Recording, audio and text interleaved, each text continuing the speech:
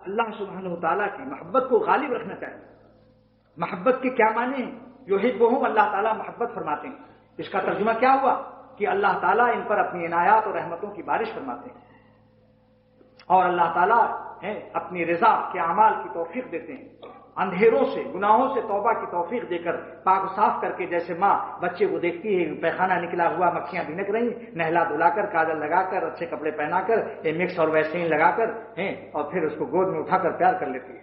اللہ تعالیٰ اپنے ان گنہگار بندوں کو جس پر ان کی محبت آتی ہے، عنایت ہوتی ہے، ان کو توفیق توبہ دے کر رلا کر اشکبار آنکھوں سے ندامت کے آنسوؤں سے دھو دھلا کر ان کا غسل ندامت کے آنسوؤں سے کرتے ہیں۔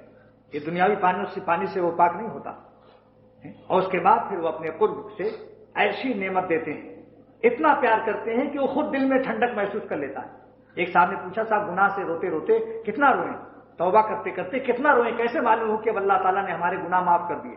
کوئی علامت ہے؟ میں نے کہا جی ہاں علامت ہے، 2 رکعت توبہ پڑھ کے اتنا رو استغفار توبہ کرو کہ تمہارے دل میں آ جائے گی ٹھنڈک، آواز آ جائے گی بس کرو۔ اے میرے اشک ندامت اب تو تھم، اب کہیں پہنچے نہ تجھ سے ان کو غم، دل میں آواز آ جائے گی بہت رو چکا، اب صحت خراب ہو جائے گی، مت رو، بس کام بنا دیا تیرا، دل محسوس کر لے گا انشاءاللہ، سکون آ جاتا ہے، وہ گناہوں کی آگ اور گرمی ختم ہو جاتی ہے۔ اللہ تعالیٰ کی رحمت جب دل پر برستی ہے تو دل پتہ پا جاتا ہے، محسوس کر لیتا ہے۔ یہ کیسے ہو سکتا ہے کہ دریا میں پانی آئے اور دریا محسوس نہ کرے؟ قلب میں دریا ان کے قرب کا آئے، نور کا دریا دل میں بہے اور محسوس نہ ہو؟ تو اللہ کی تعالیٰ کی محبت کا یہ ترجمہ ہوا۔